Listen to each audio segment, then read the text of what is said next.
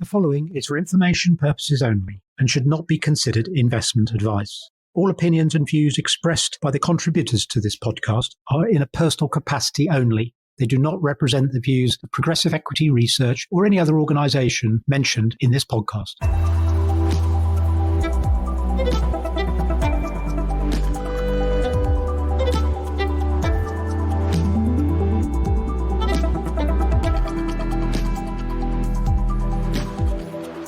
Okay, it is Friday, the 21st of November. Jeremy, welcome back. Good to have you here. Hi, Gareth. Yeah, good to be here.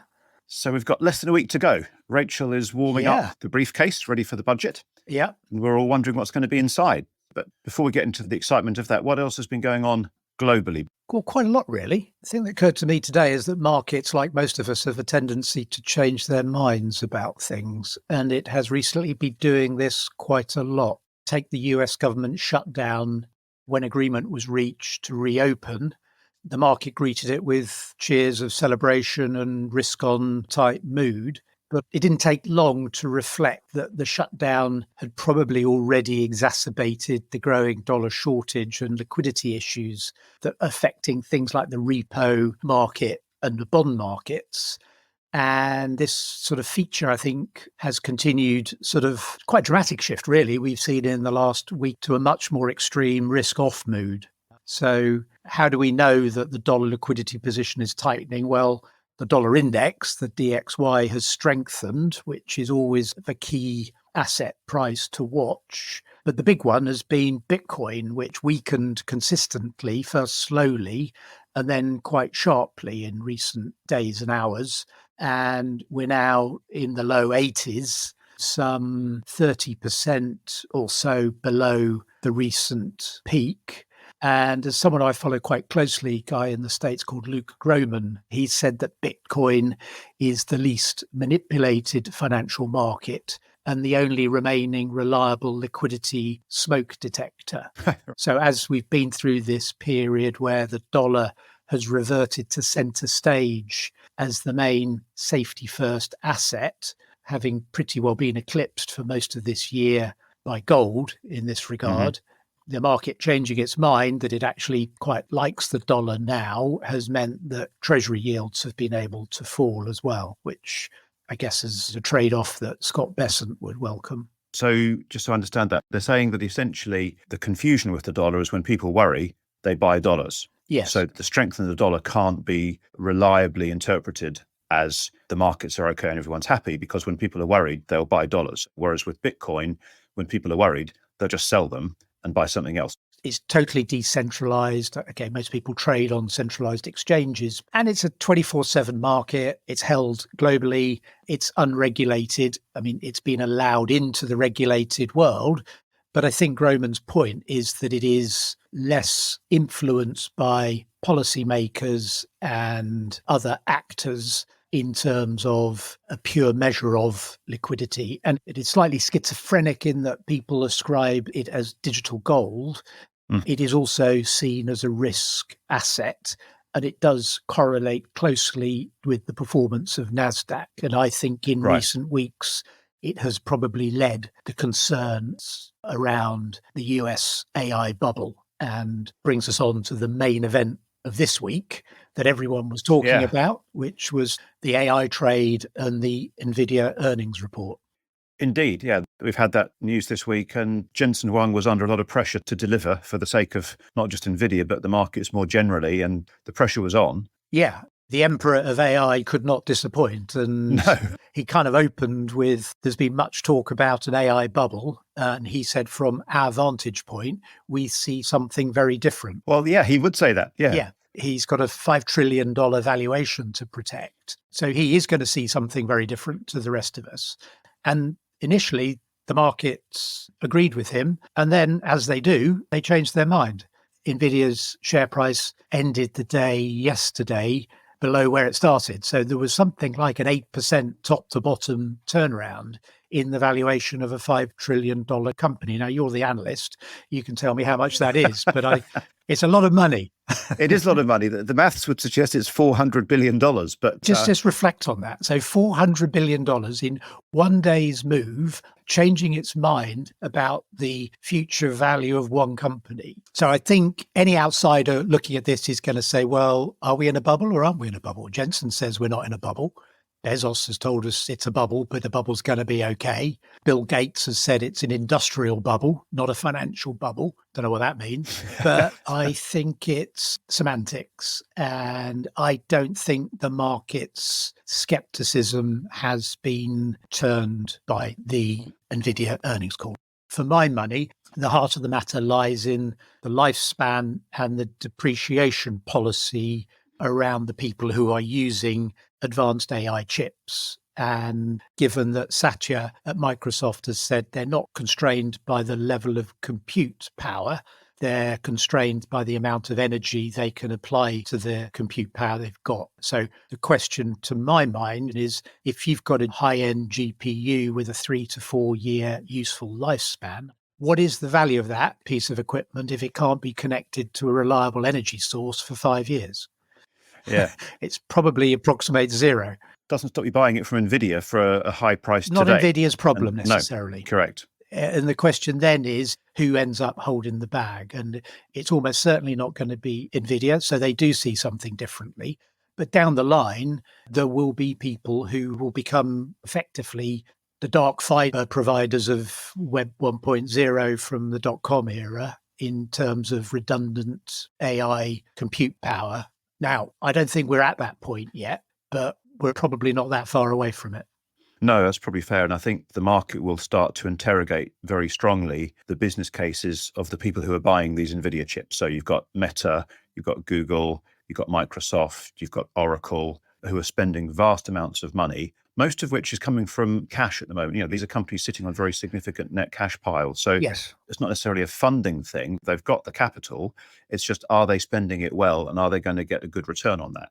Well, to your point, I think the interim assessment by the market is that Google is going to be a winner, and none other than Warren Buffett and Berkshire Hathaway have put their capital behind that view. And Oracle, maybe not so much. I'm not a close follower of the Oracle share price, but I have seen comments around credit spreads and pricing issues around Oracle's debt instruments. So, yeah, I think you're absolutely right. I think the market is now sorting that out. And the market mood, driven by liquidity issues, some other geopolitical things that are going on, is moving quickly to risk off. So actually disaggregating how much of this is people's disaffection with the AI trade and how much is it other stuff is hard to know, but it's a lot of things happening together at the moment. There are. So, yeah, it'll be interesting to see how that plays out over the coming weeks. So what else has been going on around that across in the States? Obviously, Trump welcomed Saudi Arabia's de facto leader, MBS, to the White House, saying things like journalists being murdered are just things that can happen, and perhaps making the US press corps slightly more nervous than they otherwise would be. But I think all the indications point to the fact that the Americans want the oil price down, but they don't seem to be able to push it below, in the Brent crude benchmark, the critical sort of $60 level. But I wouldn't rule out that they'll get there in the next few weeks, particularly if they can make some headway on this peace process that seems to be emerging between Russia and the Ukraine. Absolutely. And I think the other thing that's going on this week is our friends in Japan, which seem to be having a classic emerging market type crisis with their 10-year bond yields heading sharply upwards. And the impact on their currency is that it's weakening markedly. Right. So Japan's new prime minister is causing a few ructions with their near neighbours, the Chinese. Her commitment in economic policy to Abenomics is putting into doubt the ability of the world to allow the yen carry trade to unwind gradually and gracefully. So I think the whole situation with use of the yen as the global's financing structure for yielding assets is coming under the spotlight again. It'd be a shame if the world's way of paying for these NVIDIA shares was removed just at the time when they're wondering whether it was the right thing to do anyway. Indeed. It's really pushed, I think, the UK to the edges of things. Okay. I think part of that is because we've got this sort of inevitable period of purdah as we go into the budget week proper next week. But the political scene in the UK has been dominated by a Home Secretary who seems to be pitching her membership credentials for the Reform Party, and a COVID inquiry report which seems to throw £160 million of our taxpayers' money down the drain. But I'm just a cynic. Meanwhile, the data releases this week have shown a gently deteriorating macroeconomic backdrop, both in terms of retail sales and government borrowing, and just adding to the pressure for Thursday next week. Yeah, everyone's waiting. As we've discussed before, is there anything she can say or do that we haven't raked over already? I think the initial reaction will probably be positive. But of course, as we've discussed, markets can change their minds. So we'll see. We will indeed. Absolutely. So what about you? What have you been looking at this week? Yeah, there's been one real highlight, I suppose, for us in terms of the progressive client base and the UK small microcap space, and that's Gear for Music, which is the online provider of musical instruments and other sort of musical equipment. And Gear for Music this week delivered very strongly. They had an H1 results announcement showing revenue up 31%, which is obviously a very good result. Although, to be fair, they have acquired a couple of small underperforming or, in fact, insolvent competitors. So that's not all organic by any means, but still decent revenue growth. And more importantly, they converted that into an increase in EBITDA, more than doubled. It was up 140% across the period. So it's only a 6-month period. You can't extrapolate it forever, but very, very strong performance, and really suggesting that they've got their house in order. They've adapted to the new way of procurement, the new markets that they're facing. They've got their costs well under control. And as they start to see a recovery in revenue, they're really seeing that at the bottom line. So very, very well received and strong announcement from Gear for Music. And I think that bodes well for other companies in a similar position where they've had years and years and years of pressure and pain and, all of the post-COVID adjustment and all those sorts of things. Yes, Gear for Music perhaps saw a bit more of that than other people because their market was so skewed by COVID and everybody during COVID deciding to learn a new musical instrument. Or launch podcasts, perhaps, yeah. They did, indeed, yeah. Many of which have persisted and become very successful. So yeah, it wasn't all just a fad, but it changed people's buying patterns. And then post-COVID, they had all the supply chain challenges to deal with. So they've really been through challenging markets. But as I said, I think they've got their house very much in order. They're starting to see benefits in terms of some of their end markets recovering, or they're managing those better. They're improving revenue, and that's flowing very, very well down to the bottom line. So a great set of H1 results from Gear for Music, and hopefully that's a sign of things to come from other similar companies across the UK small mid-cap space. Yeah. What about next week? What's coming up in the week ahead? We got US retail sales and durable goods data next week, both expected to show sharply higher consumer spending patterns. There's also a lot of activity from Fed Open Markets committee members having speaking engagements, which means they feel they've got some messages to deliver. Now, a lot of these messages have been quite contradictory of late.